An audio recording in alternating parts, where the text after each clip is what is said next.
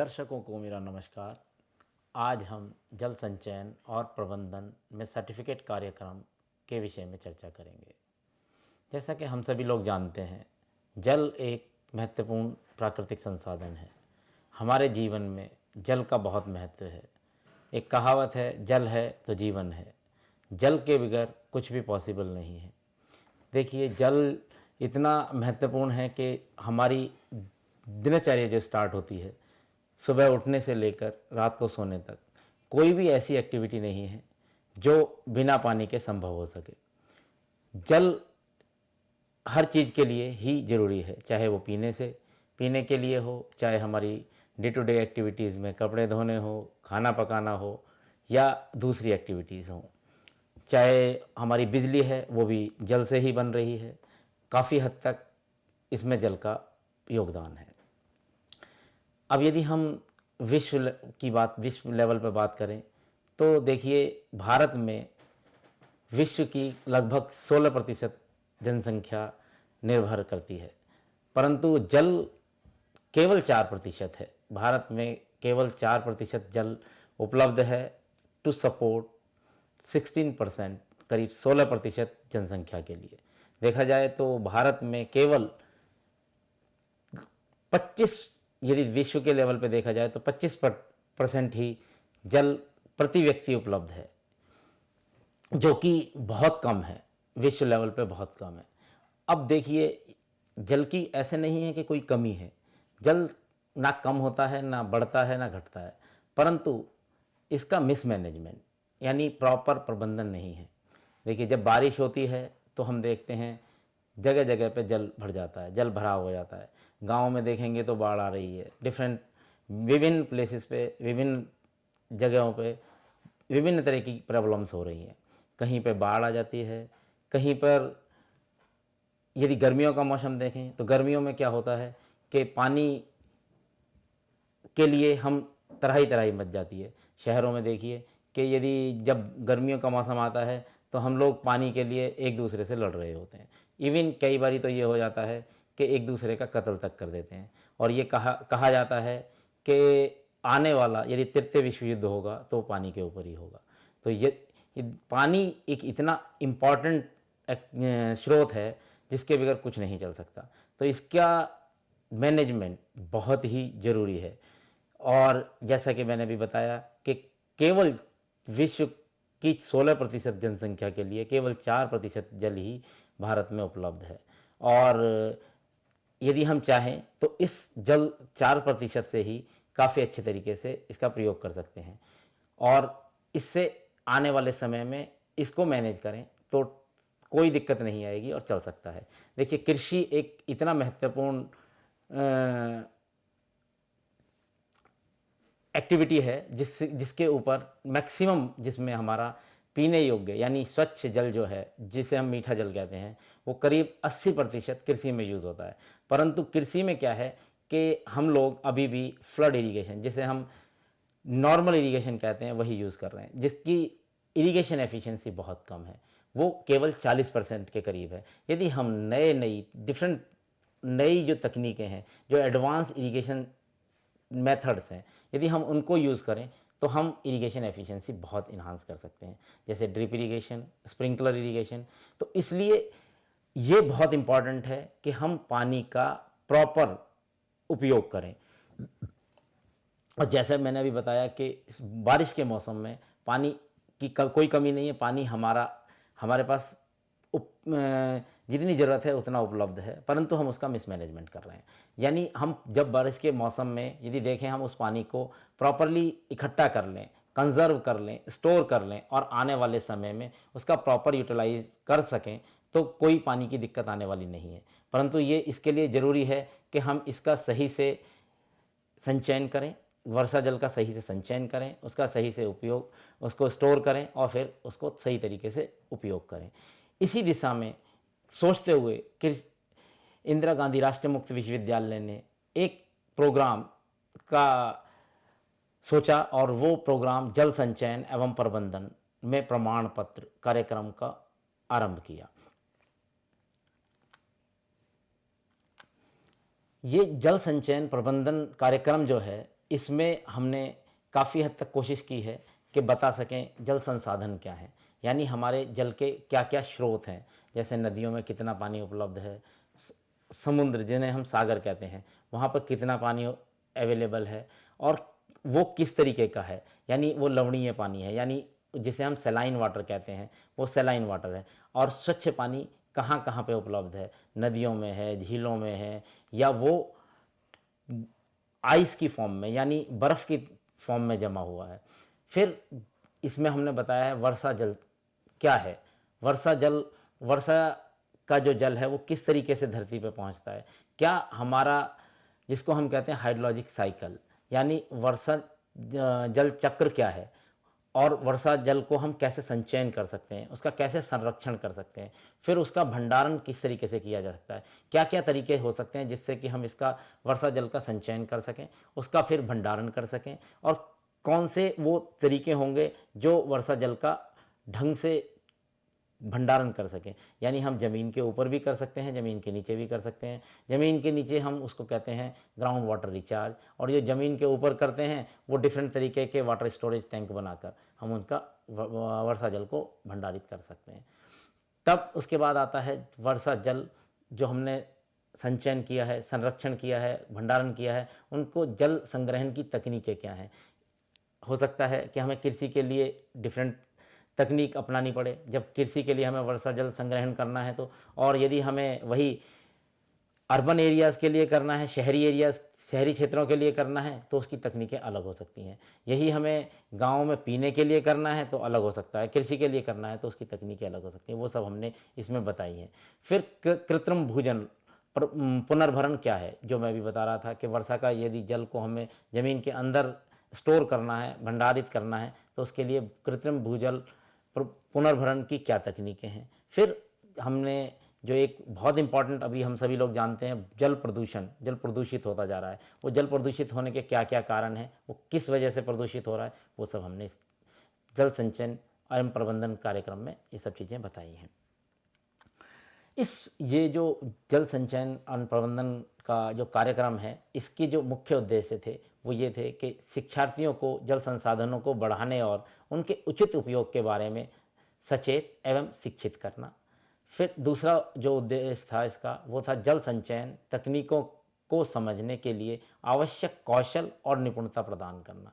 शिक्षार्थियों को घरेलू और सामुदायिक स्तर पर प्रशिक्षकों और संगठनकर्ताओं की तरह कार्य करने में सक्षम बनाना, जिससे प्रभावी जल संरक्षण और जल प्रबंधन संभव हो सके। तो ये जो थे ये इसके मुख्य उद्देश्य थे, जिससे कि जो घर में घरेलू लेवल पे भी और सामुदायिक लेवल पे भी हम जल संरक्षण कर सकें। लोगों को, जो लोग इस प्रोग्राम को कर लें उनको ये पता चल जाए कि जल संरक्षण कैसे किया जा सकता है, जल संचयन की डिफरेंट विभिन्न तकनीकें क्या हैं वो समझ सकें। उसके बाद यही लोग जो घरेलू यानी सामाजिक स्तर पर दूसरे लोगों को जल संचयन के बारे में शिक्षित कर सकें, उनके बारे में बता सकें, और इनके अंदर वो कौशल हो, वो स्किल्स डेवलप हो जाएं जो ये दूसरे लोगों को जल संचयन के बारे में समझा सकें, बता सकें।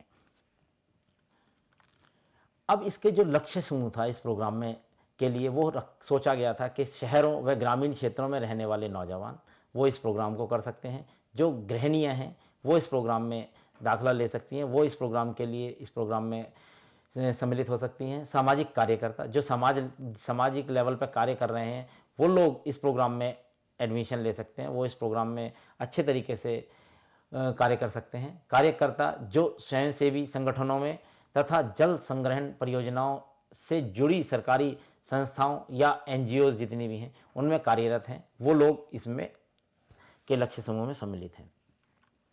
अब ये प्रोग्राम जो है इससे कुछ, इस कार्यक्रम से कुछ उपयोगी जानकारी वो क्या हो सकती है कि जैसे इसकी पात्रता क्या है, वो पात्रता है 10वीं पास। कोई भी जो विद्यार्थी है जो 10वीं पास है वो इसमें दाखिला ले सकता है। यदि कोई 10वीं पास नहीं है परंतु उसने इग्नू से स्नातक प्रारंभिक कार्यक्रम यानी BPP, जिसे हम इंग्लिश में बैचलर प्रोपेटरी प्रोग्राम कहते हैं, यदि वो कर रखा है तो वो भी इस प्रोग्राम में दाखिला ले सकता है। इस कार्यक्रम का जो शुल्क है वो है 2000 रुपये। परंतु मैं एक बात और यहाँ पे बताना चाहूँगा कि यदि कोई भी व्यक्ति जो ग्रामीण क्षेत्रों से बिलोंग करता है या बिलो पॉवर्टी लाइन है, उसके लिए इग्नू ने स्पेशल एक प्रोविज़न है कि उसको 50% फ़ी कंसेशन दिया जाएगा, यानी उसकी फ़ीस 1,000 रुपये रह जाएगी। उसको सिर्फ 1,000 रुपये फ़ीस देकर वो इस प्रोग्राम में दाखिला ले सकता है। फिर यदि किसी ने बैचलर प्रोप्राइटरी, यदि कोई 10वीं पास भी नहीं है और बैचलर प्रोप्राइटरी प्रोग्राम भी करना चाहता है, यानी बीपीपी भी करना चाहता है, तो उसको 1,000 रुपये अधिक एक्स्ट्रा देने पड़ेंगे। अतिरिक्त जो है वो प्रोग्राम कार्यक्रम शुल्क से अलग उसको 1,000 रुपये फ़ीस देनी होगी। इस प्रोग्राम को 2 भाषाओं में हम पढ़ा रहे हैं, एक है अंग्रेजी और एक है हिंदी।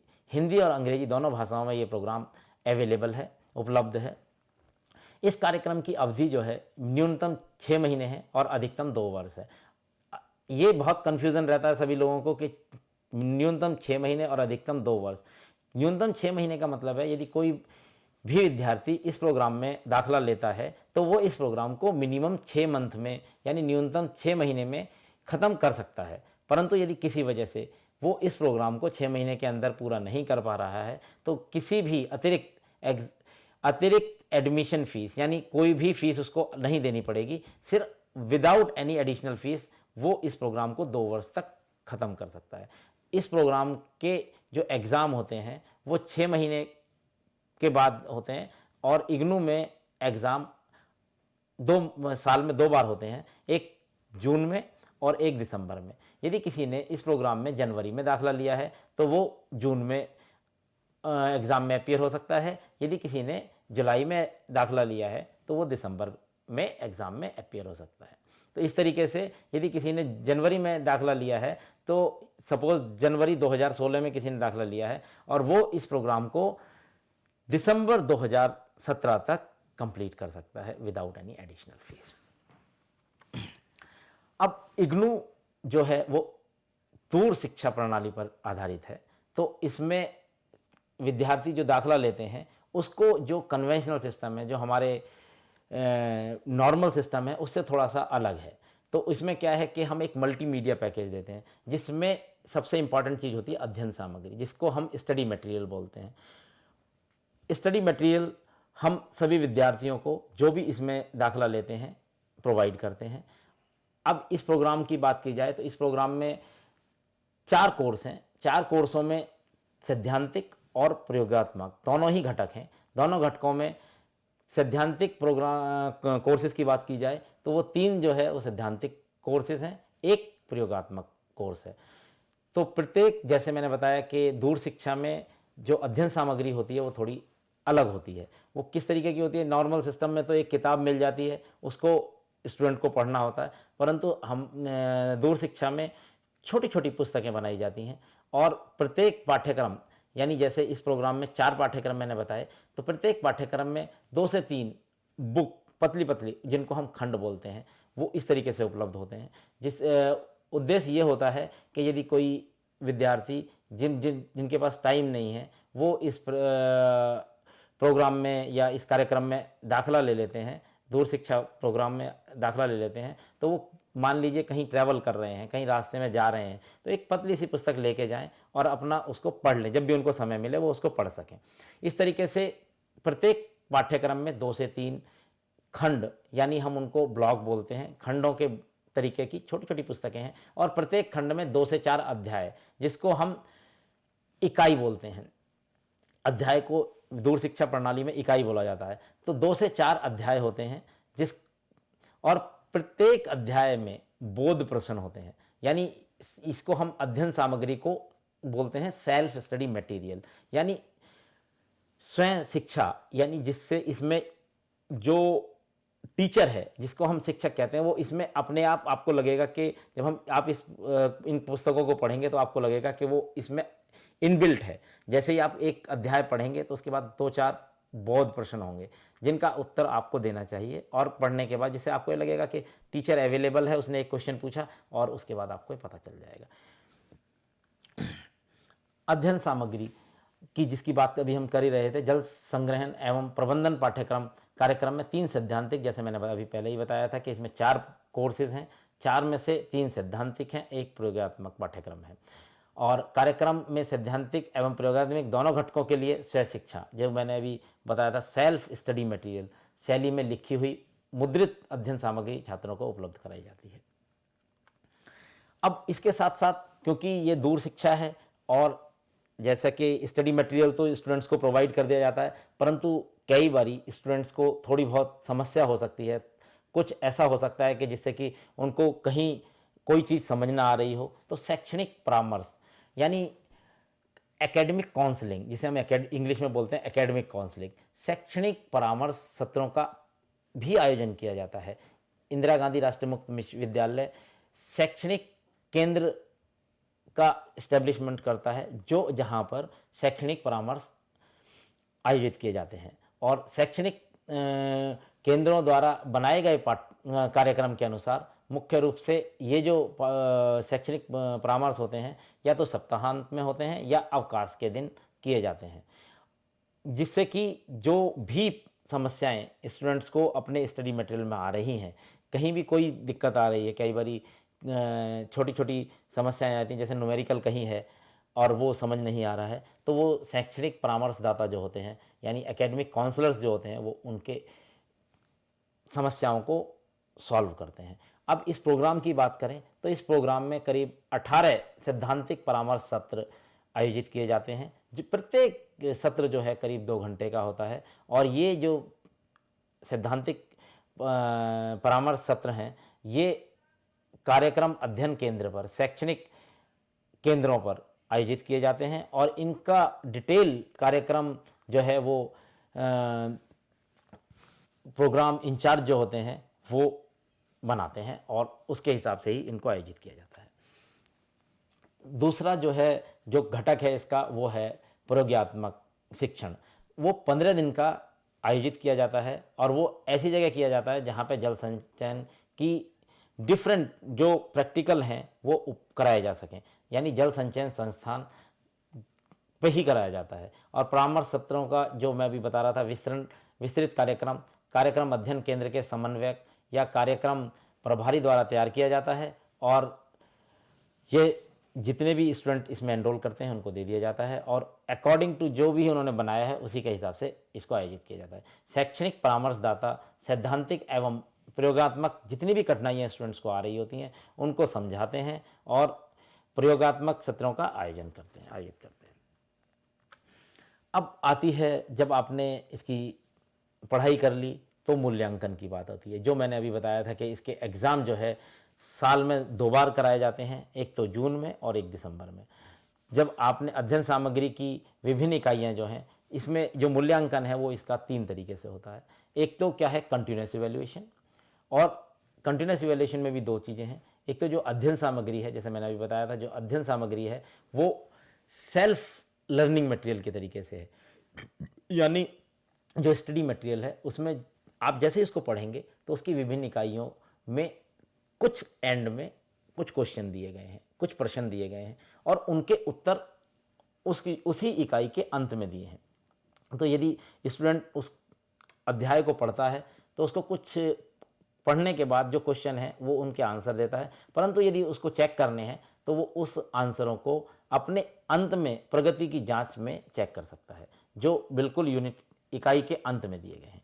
अब पाठ्यक्रम ONR 01, इसमें एक्चुअली 3 पाठ्यक्रम हैं जिनका जो कोड है वो है ONR 01, 02, ONR 03। ये सैद्धांतिक पाठ्यक्रम है और इन तीनों सैद्धांतिक पाठ्यक्रमों में निरंतर मूल्यांकन, जिसे हम कंटिन्यूस इवैल्यूएशन बोलते हैं, वो सत्रीय कार्यों द्वारा किया जाता है। स्टूडेंट्स को जब हम स्टडी मटेरियल देते हैं उसी के साथ सत्रीय कार्य दिए जाते हैं, जिसका जवाब स्टूडेंट्स को अपने तरीके से, जो हमारी अध्ययन सामग्री को पढ़ने के बाद अपने तरीके से लिखना होता है और वो अध्ययन केंद्र पर जमा कराना होता है, जिसका मूल्यांकन परामर्शदाता करते हैं और उस मूल्यांकन की जो वेटेज है वो करीब 30% है। और तीसरा जो है, जो मूल्यांकन का तीसरा घटक है वो है म्याद समाप्त होने पर दी जाने वाली परीक्षा, यानी जिसको मैं अभी टर्म एंड एग्जामिनेशन बोल रहा था, जो जून और दिसंबर के महीने में होती है, उसको हम बोलते हैं टर्म एंड एग्जामिनेशन या म्याद समाप्त होने पर ली जाने वाली परीक्षा। ये साल में 2 बार होती है, एक जून में और एक दिसंबर में। अब आता है जो अंतिम परिणाम में सत्रीय कार्यक्रम की जो हमारा वेटेज है। जैसे मैंने अभी बताया, सत्रीय कार्यक्रम का जो मूल अधिभारिता है, यानी जो वेटेज है, वो है करीब 30%। और जो म्याद की समाप्ति पर ली जाने वाली परीक्षा यानी टर्म एंड एग्जामिनेशन, उसकी जो अधिभारिता है वो करीब है 70%। यानी दोनों को मिलाएं तो 100% हो जाता है। इसी तरीके से जो हमारा प्रयोगात्मक घटक है, यानी जब जो लेबोरेटरी है, लेबोरेटरी एक्सरसाइज है, उसकी वेटेज अलग है, क्योंकि वो कोर्स 3 है जिसको हम ONRL 001 बोलते हैं। उसकी वेटेज 100% है, बट उसको भी दो भागों में विभाजित किया गया है। एक है मार्गदर्शित प्रायोगिक कार्य जिसकी वेटेज है 70%, तथा जो है गैर मार्गदर्शित प्रयोगात्मक कार्य जिसकी वेटेज है 30%, यानी उसकी अधिभारिता 30% है। अब मार्गदर्शित और गैर मार्गदर्शित क्या है? मार्गदर्शित जो है वो है जिसमें जो हमारे परामर्शदाता हैं वो बताते हैं कि आपको इस प्रयोग में क्या करना है और इसको कैसे करना है।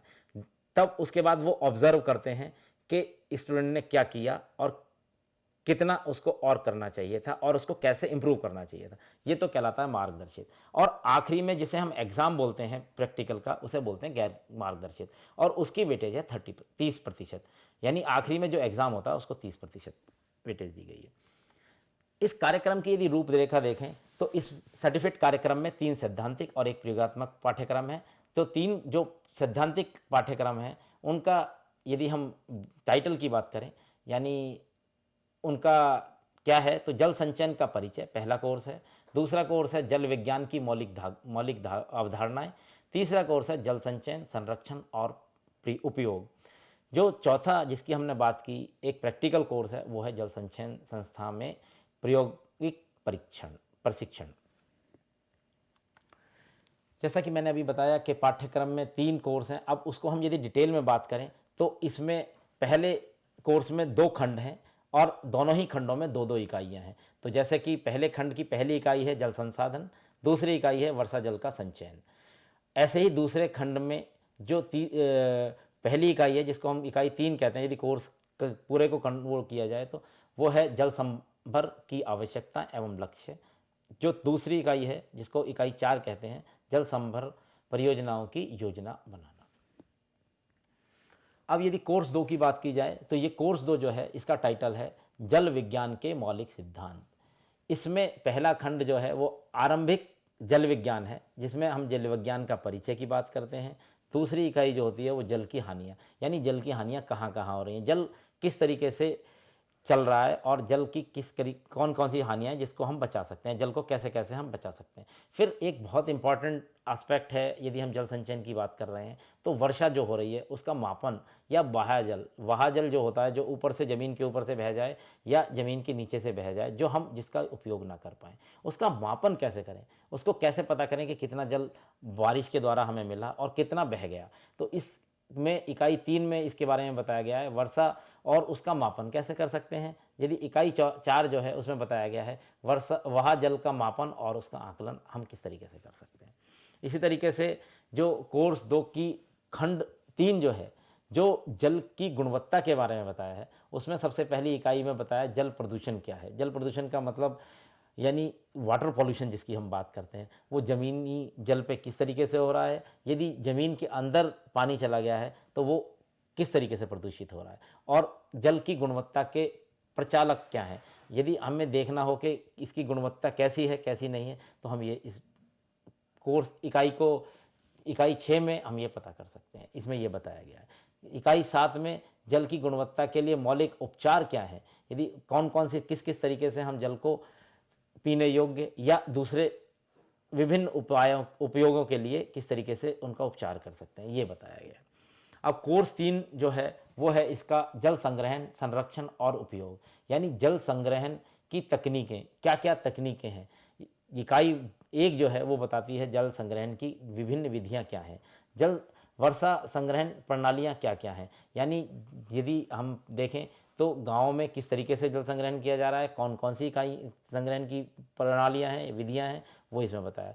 फसलों उत्पादन के लिए जल संग्रहण किस तरीके से किया जा सकता है, ये बताया। फिर कृत्रिम जल भूजल भरण भू जल पुनर्भरण किस तरीके से किया जा सकता है, जिसे हम ग्राउंड वाटर रिचार्ज कहते हैं, किस तरीके से किया जा सकता है वो। कोर्स 3 का ही जो खंड 2 है उसमें संचित जल संग्रहण के बारे में इकाई 5 में बताया गया है, और जल संरक्षण तकनीकें कौन कौन सी हो सकती हैं उसके बारे में इकाई 6 में बताया गया है। अब यदि कोर्स जो हमने बताया था 4, जिसको हम प्रयोगात्मक नियमावली कहते हैं, उसमें किस किस तरीके के प्रैक्टिकल हैं, किस किस तरीके के प्रयोग हैं, वो इसमें मैं बता देता हूँ थोड़ा सा। जैसे कि आप एक बारिश हो रही है और वर्षा जल जो आ रहा है, एक घर की छत पे से कितना वर्षा जल संचयन कर सकते हैं उसके बारे में आप कैलकुलेशन कैसे करेंगे, वो हमने इसके पहले प्रैक्टिकल में बताया है। यदि सामूहिक आवासीय इकाइयों यानी जो ग्रुप हाउसिंग सोसाइटीज़ हैं उनकी छत से कितना वर्षा जल संचयन किया जा सकता है उसका कैलकुलेशन कैसे करेंगे, वो इसकी दूसरी प्रयोग में बताया गया है।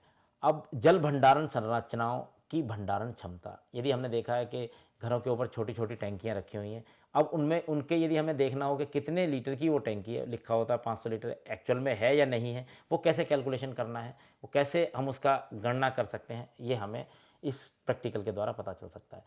जैसे अब प्रैक्टिकल 4 जो है विसर्जन का मापन, यानी पानी की टंकी है उसमें से पानी किस दर से निकल रहा है ये हमें पता करना है, तो हम इस विसर्जन मापन का जो प्रयोग है इससे हम ये पता कर सकते हैं, और इसमें यही बताया गया है कि इसका कैसे आप मापन कर सकते हैं उसके बारे में। प्रैक्टिकल 6 यानी प्रयोग 6 जो है, छठा जो प्रैक्टिकल है उसमें बताया वर्षा का मापन। जो बारिश के द्वारा पानी आ रहा है उसको हमें यदि मापना है कि आज कितनी बारिश हुई है, तो उसका मापन कैसे करेंगे, उसके लिए कौन सा इंस्ट्रूमेंट होगा, उसके बारे में हमने छठे प्रैक्टिकल में बताया है। वाष्पन, जो वाष्प की इवेपोरेशन, जो पानी हो जाता है, जो उड़ जाता है पानी हमारे इन्वायरमेंट में, आसमान में उड़ जाता है, उसको कैसे नापेंगे, कितना पानी उड़ रहा है, उसके बारे में हमने छठे प्रैक्टिकल में बताया है। भूजल स्तर को यदि हमें नापना है, ज़मीन में कितना गहराई पर पानी है, उसके बारे में हम भूजल स्तर मापन के इस प्रैक्टिकल से कर सकते हैं। इसी तरीके से ये डिफरेंट प्रैक्टिकल्स हैं और इसमें बताए गए हैं। मेरा सभी दर्शकों से कहना है कि ये जो इंदिरा गांधी राष्ट्रीय मुक्त विश्वविद्यालय ने ये प्रोग्राम जो आरंभ किया है, इस प्रोग्राम के द्वारा आप जल संचयन क्या है, इसको किस तरीके से जल संचयन किया जा सकता है, इसके बारे में आप जानकारी ले सकते हैं। इस प्रोग्राम में दाखिला लेकर इसके बारे में आप अधिकतम जानकारी ली जा सकती है। धन्यवाद।